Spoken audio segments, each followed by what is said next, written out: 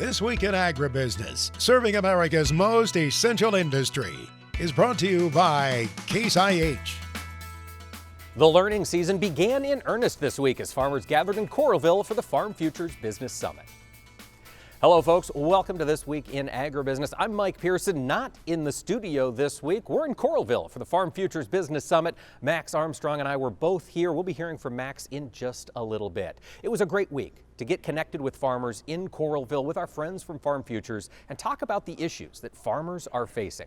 One theme came up again and again and again, and that was higher price levels. What's inflation going to do? What are input prices going to do? And the folks who came, both the farmers and the presenters to the Farm Futures Business Summit, all of them seemed to think that these elevated prices were here to stay, and the challenge now is managing through them. And that conversation took a lot of time, and it's a conversation that farmers will be having with their support system in the industry. And for a lot of folks, that could be their lender.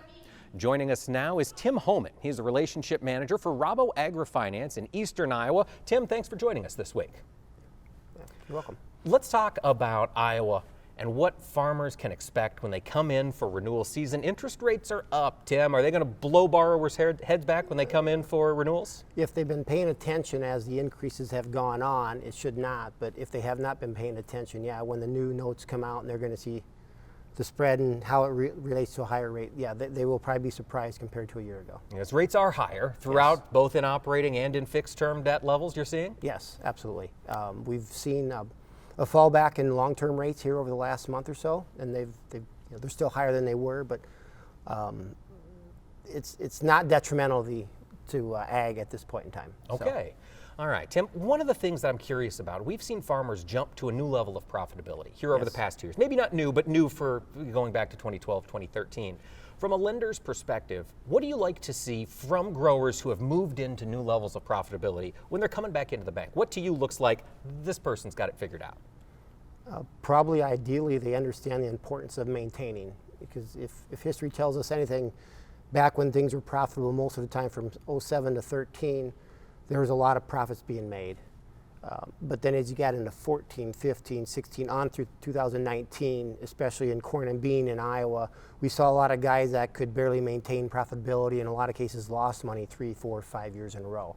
They got, the common denominator back then was, hey, corn prices are $7, $6, we'll never see $3 again. Well, it took about 2 years and we saw $3, sub $3 again. Now in today's market, you're still seeing $6+ corn. But one big crop in Brazil, one big crop in the U.S., and we could see sub $4 corn, and $4 corn does not work with today's input prices. No, it certainly doesn't. Tim, with that being the case then, if I'm a grower who's had 1 or 2 good years, I've got an ample stock of cash, could be good working capital into the next year, or it could be used to pay down some debts. It could be used to acquire some assets. From a lender's perspective, what do you like to see in a volatile time like this? Well, ideally, you want to maintain access to kept equity for opportunity. So ideally, you have a lot of long-term rates locked in already from the previous time. So you have a lot of 3, 4, 5% long-term interest rates locked in. New machinery will be the question.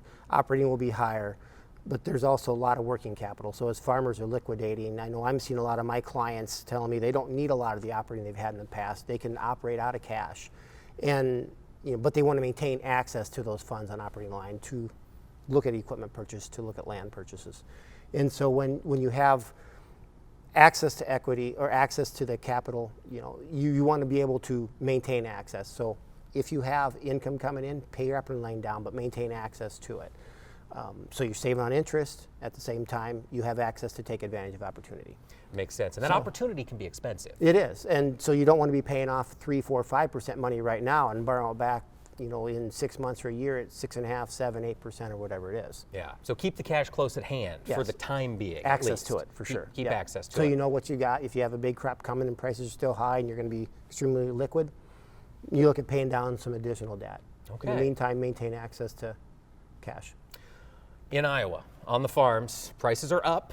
Cash rents. What'd you hear this past year? Cash rents, substantial jumps across your territory? I think in general, a lot of guys relationship driven. They know where they're at, and landlords understand it's a time where their clients can make money. when you get into a competitive situation, 400, 500, and even potentially 600 has not been out of the game. It's kind of scary to think about, but that's a fact of what's going on. Obviously, if guys have liquidity, they can handle that. If they have the cash, they can handle it.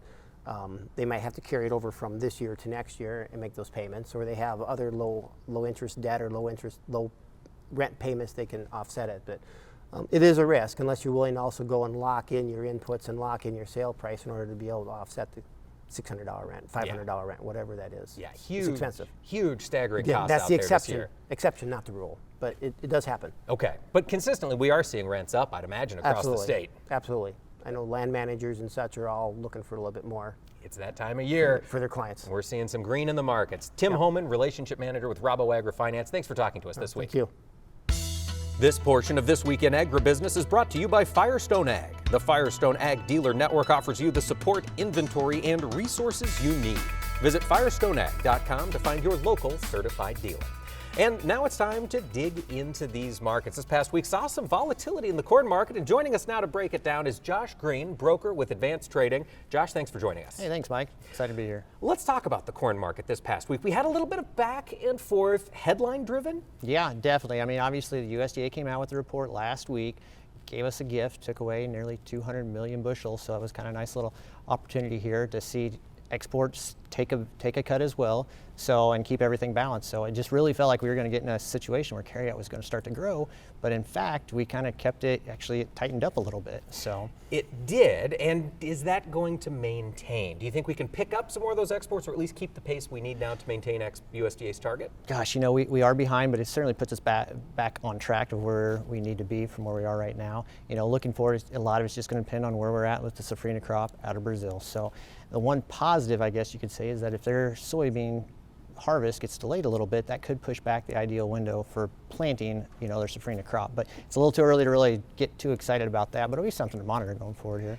It will. And does the trade have a sense yet for how much safrinha corn will go in the ground when the Brazilians do start planting, or is ordinarily that's just you wait and see? Well, they definitely have an idea in there, and you know, really it seems like their ideal window to get planted is all the way through February, so they have plenty of time still to plant that. And with that safrinha crop, it feels like they have the early spring. As long as they have moisture going into it, then in April is whenever they come into their dry season. So if they can get planted early, get pollination by April, it just all of a sudden feels like, I don't know how the market takes it, but that if they get planted early, they have a crop until they show us something different. Right. We always assume Brazil's doing well until we're proved otherwise. Right. As we saw the volatility this past week, are we pulling more institutional money back into commodities?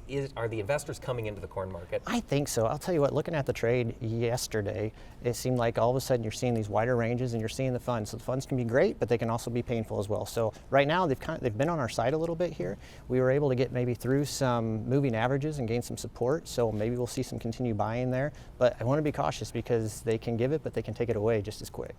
And when they take it away, they can do it, yes, very quickly. Yeah. And we notice. Yep, we haven't seen that for a while just because we've had production risks somewhere in the globe, or we've had some kind of supply constraints, you know, around the globe over the past 3 years really. So we've been able to have funds with a net long position, but they can go negative as well, as we've seen, you know, in previous years. They can. When that news turns bearish and they go to the exits, they can make a mad rush for it. Thinking about bearish news, we've seen ethanol slow down here in recent weeks. Is this a trend that's got you nervous long term? It does a little bit. I mean, we didn't see any adjustments here on the report in January. That's something that still feels a little premature to see them take that cut. But just looking at gasoline demand in general, and then you look at the blend rate, it just feels like it's kind of on track to maybe see that cut back. Not looking at a big, you know, nothing to the extreme about what we've seen in the cut in exports, but you could maybe see another 50, 80 million bushels come off the balance sheet as we progress through the marketing year there. All right. Wheat market quality here in the U.S. continues to decline on that winter wheat crop, doesn't it? It does. But, you know, it seems like we're getting some moisture out west. You're starting to see, obviously, what's happening in California. The reservoirs start to fill up, seeing some more snow in the mountains.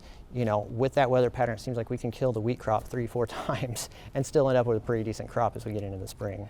Are we seeing exports tick up at all on U.S. wheat? Gosh, I'll tell you what, wheat just seems like we are the residual supplier of the world. So it seems like we're the last place to come. You know, right now you have Russia with a big crop. You also have Argentina with a big crop coming online. So it just feels like we're going to struggle to get those. The one thing it'll be interesting to see going forward, though, is you are starting to see where that spread between where corn and wheat you might see more wheat get put into rations going into summer. So maybe that'll be a highlight, something to watch. I always kind of wonder as you look into that September report here at the end of the year, sometimes we get some big surprises. So keep that in mind too, that if we do see some wheat getting fed, that might tick down our feed numbers as the September stocks report comes out. It certainly might. A lot to unpack here in this market as the year goes on. We'll be back for more with Josh Green.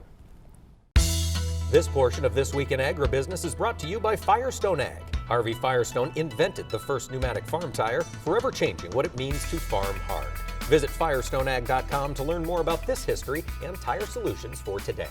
And we're back talking markets with Josh Green of Advanced Trading. And Josh, before we went to the break, you mentioned that the U.S. is the residual supplier to the world in the wheat market. Is that a function of price? It is. I mean, you just have where as long as they're able to originate grain out of the Ukraine and the Black Sea area, that is going to be the cheapest in the world globally. Until there's a disruption there, the U.S. just kind of sits back and waits for demand to come. All right, and we still got this strong dollar such as it is causing headwinds for the commodity markets. Soybeans, are we seeing the strong dollar pose a headwind in the soybean market? I think we are. The dollar's actually come down quite a bit from where it's been, and it is something to kind of keep an eye on as we go forward here. One thing will obviously just be what the production numbers are in South America. So regardless, the dollar will play a part of into that, but it'll be a lot more focusing on what the production is in Argentina, but also Brazil, because there's a big crop on the horizon there. There is a big crop. The market's been talking about this big crop for several months. Josh, do we have a sense for how big this crop could be quite yet? Yeah, Brazil has been pretty constant. A lot of analysts are kind of in that 150 to 152 for 152 million metric tons. A lot of the focus has just been in Argentina going forward from that. So we'll see where it comes, but that's up significantly from last year, almost 25 million metric tons. So overall, even though with the drop in Argentina production, overall global demand is going to be up out of South America. How much production does the trade think we're going to lose out of Argentina? There's analysts all over. The USDA obviously came out and they lowered it a few. I don't think many trade analysts are in line with that. They're below where the USDA is at. I think what's priced in the market here is probably 40 to 42 million metric tons. If we do start to slip under that 40 million, you might see some imports into Argentina from Brazil. There was kind of talk of maybe that was happening last week, so that'll be something to kind of monitor going forward as well. If we do start to see Argentina crushing more beans, would that, I imagine, put some downward pressure on meal prices globally? It could, but I think it's going to be tight, because if you look at what their crush demand is, if you drop the production number under 40 million metric tons, that's probably what they're going to be needing to crush. So. Okay, so it's not really going to free up anything more, it just get us to the target. Right. Speaking of crush, domestic crush. We got a report on that this past week. It has been strong through 2022. Josh, is that strength continuing? It has. The report this week was a little under estimates, that was out there. So maybe a little disappointing, but that when that came out, the market was actually up at the end of the day. So it feels like we're still continuing to trade weather in South America more than what the crush. In the US, it just feels like with margins where they're at, we are going to continue to crush at capacity. So it feels like going forward, the bigger thing that we'll watch is as we go forward is where exports will be, because crush will be at capacity, but exports can be cut if there's alternatives to the U.S. So we got a variable year ahead of us. Josh, how should producers manage that risk? We don't know what the market's going to do. I like to think we can throw all these numbers around and talk about it, but at the end of the day, we don't know which way the weather's going to be and what the fundamentals are going to be. So a lot of what we talk about too is just get a sale on that you're comfortable with and utilize, a call option to protect the upside.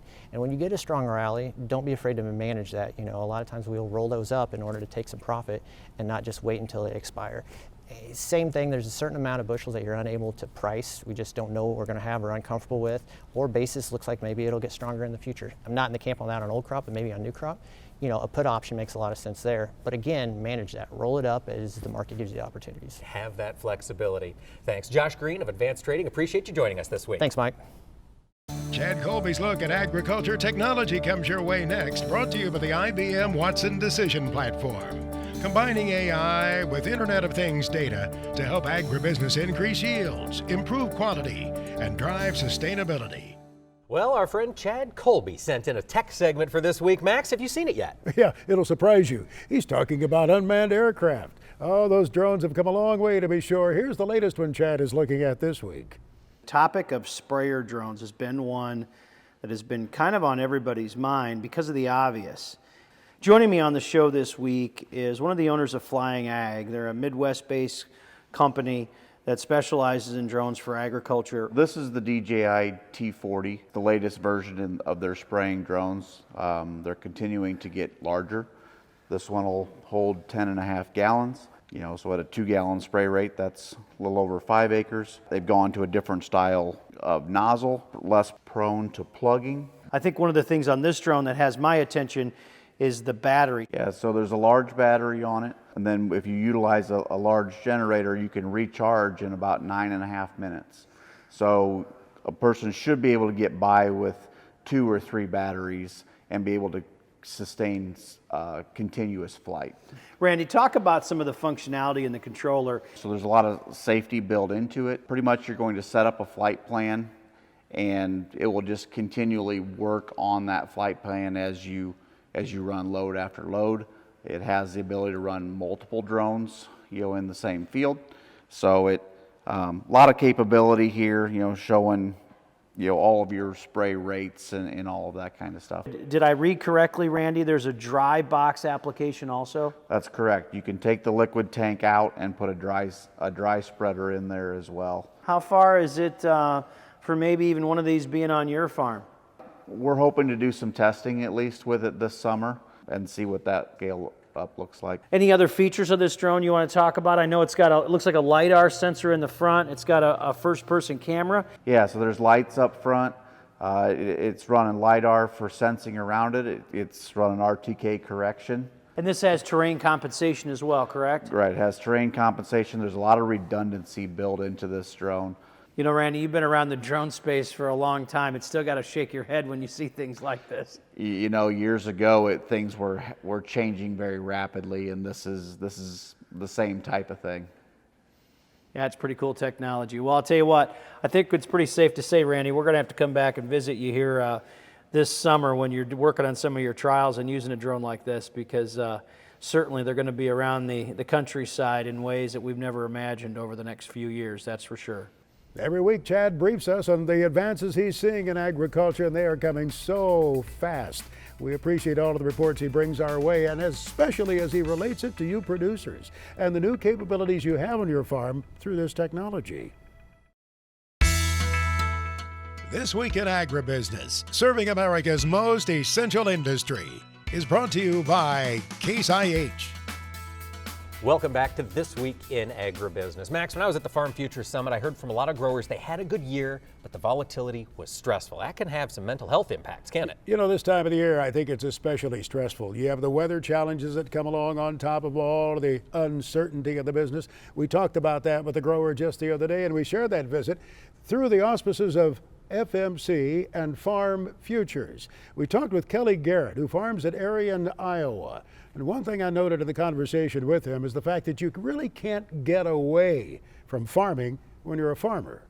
It's the nature of the job, because it's not really a job, it's a vocation. I think when people with real jobs, quote unquote I think when people with real jobs go home, they talk about golfing or fishing or hunting or something like that. And farmers just live and breathe it 24 hours a day, 7 days a week. And it very much is a different mentality. And at times it becomes stressful. And rural communities tend to be rather close. I mean, when there's something happening with somebody, nearly everybody knows about it, it seems. I remember as a kid, my dad was a farmer, and you'd talk about somebody maybe being not quite right. Well, that could have been the flu, that could have been pneumonia, but in many instances, they were dealing with some kind of a stress or mental challenge. You're exactly right. And when you're here in rural America and there's much less people, my hometown only has just a couple hundred people in it, and you would think that you'd be anonymous living in the country, but you're much more anonymous being in Des Moines or Chicago or Omaha than you are being in an Arion or Dow City, Iowa, because everybody knows everybody and everybody knows what's going on, or at least think they do, with the rumor mill. And it's kind of hard to have any privacy in some respects.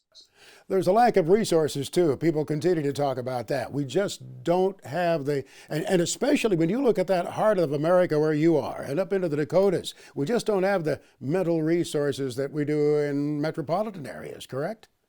Exactly right. Labor for anything is getting farther and farther between harder and harder to get, and the lack of resources in rural America is becoming very scarce. What do you say to someone to prove the point to them that this is not a sign of weakness, to try to deal, to get some help, to go visit with someone, to get some counseling with a stress problem, a mental challenge that almost all of us deal with at some point? You know, I try to say that every day I want to have fun. And now, obviously, every day isn't fun, but that is my goal. And there's no reason to not be happy in life. And if you're struggling in any aspect of your life and you need help, go talk to somebody and figure out how to do that. And just, you know, don't try to shoulder that load by yourself all the time. In a rural community, who would be those natural touch points, if you will? Somebody to talk to, a minister, a priest? Who would you recommend? Yes, I would very much. That would be the first people that come to mind for me. You know, the priest, your minister, you know, a family member or a mentor. I have several gentlemen that, you know, would be of my dad's age that I consider to be mentors because of the different walks of life they come from, and I draw on all of them to help me out when I need it. They are important, aren't they? I think I've found that to be true in my life, and I look at younger people who are fortunate enough to, and it may be, as you point out, from another walk in life where they really have a different perspective. And there's something special about that, isn't there, Kelly? There is. You know, when you come from a different walk of life, not farming, and you have that different perspective towards agriculture. My dad's good friend, Tom, you know, he's not family, but he's like family. And Tom was a feed salesman, was high up in the co-op association. And when it comes to feeding cattle or any sort of business perspective, I talk to Tom a lot, and he's a very trusted advisor for me. As we were reminded in extreme weather a few days ago, and the difficulty of trying to feed cattle in all of those rough conditions in the end of December, there are stresses that can come in waves. You can get a surge of them. And it's no respecter of persons. You know, I think when we think about people we've lost in our communities who just weren't able to deal with some kind of a mental challenge, it's a reminder to us that it can touch people from all walks of life, right? Absolutely, it can. You know, and that's another problem with agriculture that I see. So many things are out of our control, and when your livelihood, and it, you know, it really goes beyond financial, because it very much is our life to be successful, and we shoulder that burden to raise a successful crop. It goes beyond money, and when some of those things are out of your control, like Mother Nature, and you have that devastating weather, it very much weighs on your mental state. Kelly Garrett, Arion, Iowa. That's the western part of Iowa, just a couple of counties away from the Missouri River there, sharing that guidance with us. We thank the folks at FMC and Farm Futures. Greg Solier now brings us his farm weather forecast for the week ahead, presented by Pivot Bio Proven 40. Predictable, productive, weatherproof. Turn to a better nitrogen. Turn to Pivot Bio Proven 40. Learn more at pivotbio.com. Oh, yes, we have questions for the weatherman, just as farmers did here at the Farm Futures Business Summit.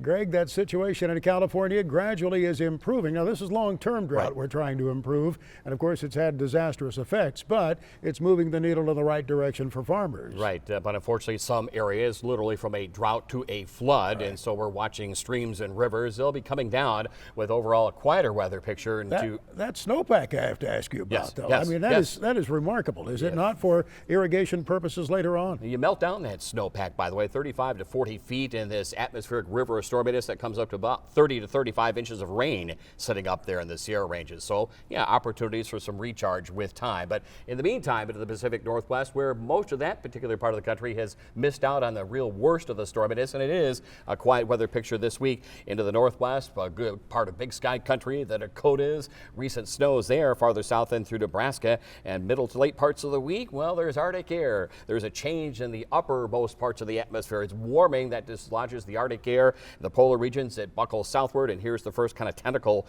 of Arctic air through Big Sky, the Dakotas, and points to the east and south in the coming days and weeks. Meanwhile, in through the southwestern part of the country, the high pressure over Salt Lake City means it's a northeast wind flow into Southern California and Santa Ana, but it is cooler, drier environs. Opportunities for cleanup, recovery, assess the streams and rivers, etc. into the valley locales. Meanwhile, some colder weather, more seasonal into Nebraska. Dig out from that storm last week, a foot or more in many to most locales cows, but again, it is drought improvement. Later in the week, one of those systems winds up over the Four Corners into the Oklahoma Panhandle, and it's much colder air and some organized snow for a change. And we need more moisture into parts of Kansas, Oklahoma, and southward. Well, I was thinking about that. Some of the precip of the past week fell in that area, some heavy precip. Yep. It won't percolate down. No. Some of the runoff will be beneficial to the rivers, right? Exactly, with time. And of course, we'll all hinges on how we play things out in the spring precipitation season. And we'll get to that here in the weeks to come. But in the short term of it all, here comes that Arctic air through the southern Canadian prairie and moisture of a wintry persuasion to the western Corn Belt. Middle to late parts of the week, it is Arctic air, both daytime and nighttime readings up near the Canadian border below zero, and a pretty good swath of organized snow. You remember that, don't you? Into the eastern and southern Corn Belt, where, Max, there has been certainly some degree of rainfall and general drought improvement, that is, over the past few weeks into the eastern and southern Corn Belt spots. Where we do need more moisture, and there's been not much to at least drought improvement, and there has been basically severe weather. It's down through Kansas, Oklahoma, and Texas, where a couple of showers and some mixed moisture into the Ohio Valley gets going. It is the buckling jet and the Arctic air of the move through Kansas and Missouri that trips off maybe a late week storm system into the Ohio Valley. Colder air through Texas and some shower activity down through the Delta, maybe a couple of strong storms as well along the Gulf Coast. For the easternmost states, that cold won't get there this week, but next week. Right? In the next probably 10 to 15 days with time, but two storms making its way into the northeast in New England. One winding out early in the week. We'll put some snow into that particular part of the country into the middle to late parts of the week. Well, it's that Arctic air from the Sioux on westward. Much colder air taking on a more or less a more typical late January, February feel, and some snowfall too, would you believe? And had much of that this season so far into the Midwest Corn Belt, high pressure into the northeastern part of the country. Farther south, the weather pattern that is fairly quiet, cooler, drier into the southeastern part of the country, while new low pressure comes out of Oklahoma and Texas. And as we get to the late part of the week, well, double barrel low means more rain coming in through the Tennessee Valley, southeastern states, a couple of storms in through the Florida Panhandle. Note the much colder air on the move southward into the Ozarks and points on westward. That'll generate probably a pretty good organization to the precip pattern, both rain and snow, with again the severe weather potential still going on this winter season southward into the Florida Panhandle. Greg Solier is back with his extended farm weather forecast for the country, presented by Pivot BioProven 40. Predictable, productive, weatherproof. Turn to a better nitrogen. Turn to Pivot BioProven 40. Learn more at pivotbio.com. As we take a look at the precipitation opportunities of the week ahead, we are reminded, of course, that it comes in a variety of ways. Yes. Rain, snow, sleet, freezing rain. Yes. Sometimes all of that together in one storm. That's right. We might see that actually as the week wears on across the southern plains and the Tennessee Valley. Matter of fact, let's go ahead and take a look at it and kind of a change of orientation here on these weather systems for this week. Instead of the atmospheric river into California and the western states, well, a little low with that, the last piece coming over the southwest. And there may be some water equivalent 1, 2, maybe local 3-inch amounts into the mountain areas of the southern Rockies. We've actually seen some drought improvement there of late, where we do need more drought improvement, and those winter wheat fields are hurting from the cold in December, and the moisture now would be appreciated, and we'll get it an inch or two. But freezing rain, sleet, maybe some snow late in the week. There could be an icy situation developing over parts of the southern plains and southeastern states. And there's the swath of not big snows, Max, but organized light snow systems. We're going to put some down on the ground finally, where it's been absent much of the past 6 weeks of the eastern and southern Corn Belt. As we transition from January into February, many of the cattlemen and women will be in New Orleans for the big Cattlemen's Convention.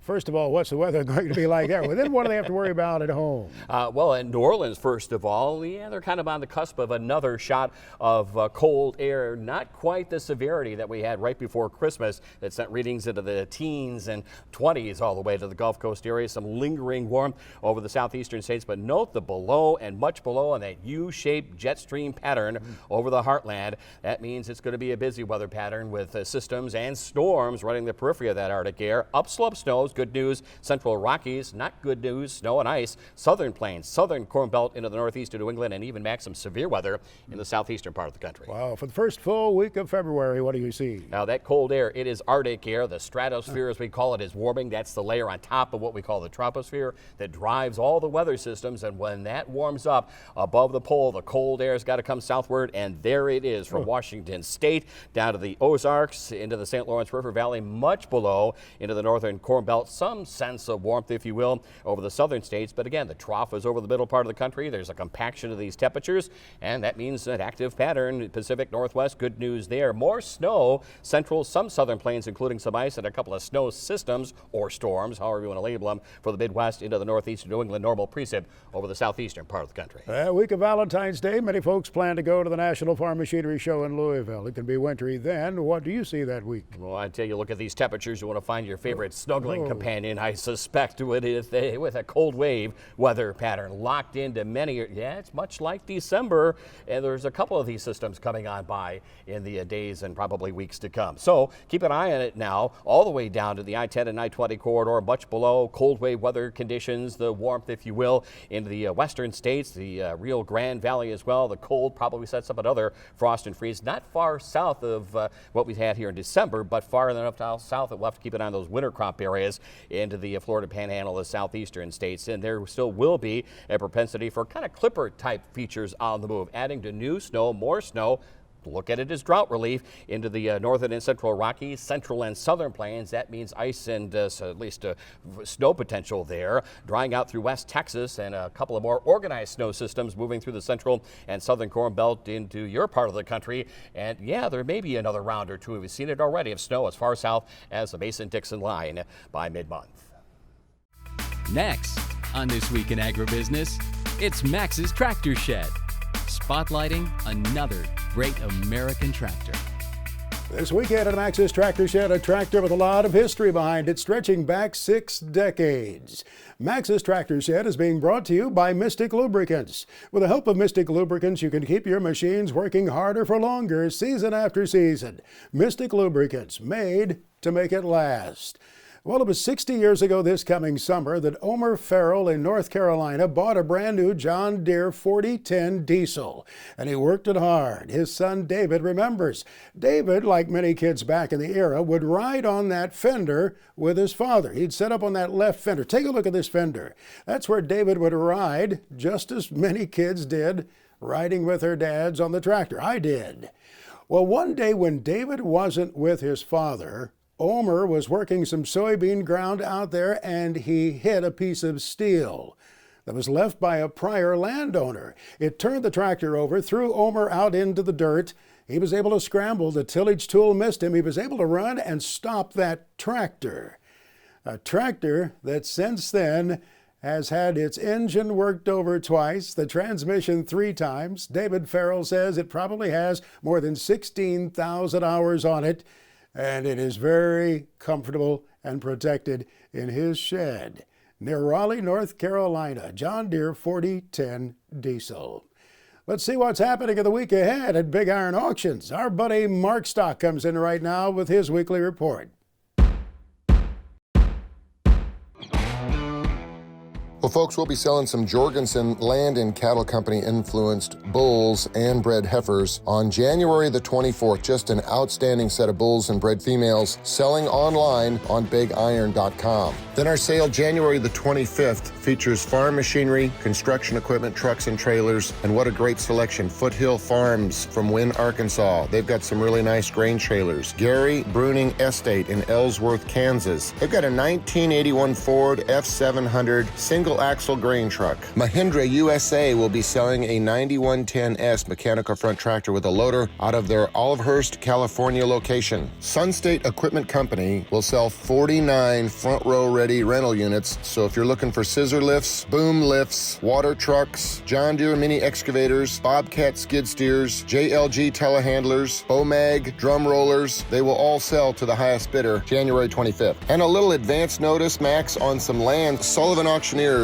will be selling land in Putnam County, Illinois, Scotland County, Missouri, Marshall County, Illinois, LaSalle County, Illinois, Renville County, Minnesota. And for those interested in auction results, Big Iron and Sullivan Auctioneers post all of our auction results on our websites. For information, give your area rep a call or go to BigIron.com or SullivanAuctioneers.com.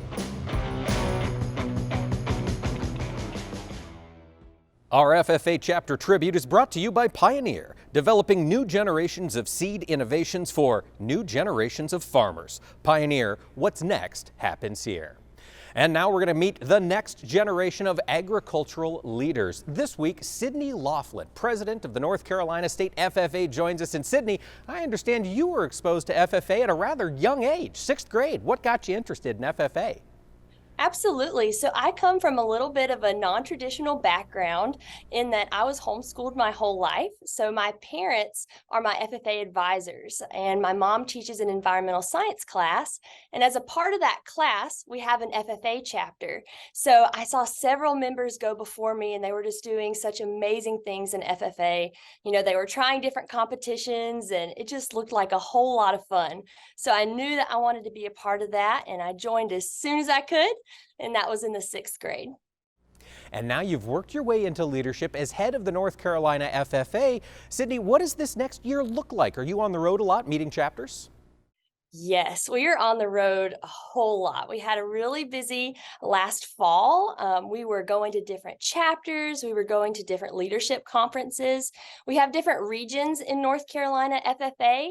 And so we would go to their regional conferences and meet those officer teams. You know, it's always so inspiring to see the officers on the chapter and regional level just doing amazing things for their communities. And that's so inspiring to us as state officers. So we go to different regional events. We go to chapter events as well. Sometimes chapters will have different fundraisers. I know that, I believe it's coming up in February for FFA week. We are going to an oyster roast. So I'm excited for that. Never taken part in it, so I'm looking forward to that. Well, that'll be very interesting, Sydney. And as you look out longer term in your career, do you hope to maintain a career in agriculture? I do, yes. My major is agricultural education, and I don't know if that'll take me to the classroom setting or more of the business route, but it gives me a lot of flexibility. One of the programs I'm involved with here at NC State is the Agriculture Communicators Program. And as a part of that, we learn about the intersection between public relations and communication and agriculture. How are we getting that message out to the public and letting them know what farmers are doing and how much care they're putting into the product that they're producing? So I definitely want to do a career in ag. A message well worth sharing. Sydney Laughlin, North Carolina State FFA president, thanks for joining us this week.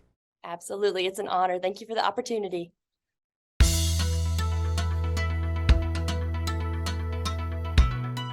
Watching social media in recent days, I saw a lot of friends were there showing livestock. You know where there was. Was it Denver, Colorado? Yeah, they've wrapped up or are in the process of wrapping up a good run for the National Western Stock Show. A 16-day show, and my goodness, it's back. The last 2 years were a little tough, all right, for the National Western Stock Show. There was no show in 2021, of course, due to the pandemic. And then last year, they had a surge of COVID cases right at about showtime, and that resulted in a 17% drop in the attendance compared to the previous show in 2020. But this year, for the 117th edition of the National Western Stock Show, the numbers were big once more. Some 900 booths in the trade show. Some 3,000 exhibitors signed up to show their animals, 13,000 animals altogether, just about, over the 16-day run of that show. And people came from far and wide. 48 states, they say, and 30 countries, including places like Brazil, China, Uruguay. They say they're pretty much back to normal with those numbers, and they want to keep building. In fact, the facility they want to keep building, renovating there, and building a bigger and a better National Western. They want to call it January Madness, something like a March Madness for the NCAA basketball tournament, one official said. He said, hopefully that term, January Madness, will stick someday. It's great to see that show not only back in a big way, but expanding. Big plans ahead if they can get the funding for it. Colorado State University has helped play a role already. More money is needed, so they're looking for folks to step up to the plate. But it was fun to see all of the families out there, and a lot of generations have been involved. That's true. A lot of great history in stock showing. That's right. We hope you'll join us again next weekend here on This Week in Agribusiness. Take care of yourselves. Work safely on the farm. Stay warm. So long.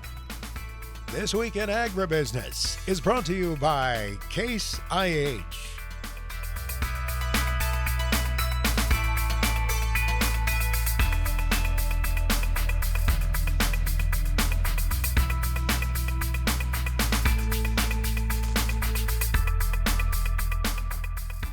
This Week in Agribusiness is produced by Omax Communication in association with 22 Creative Group.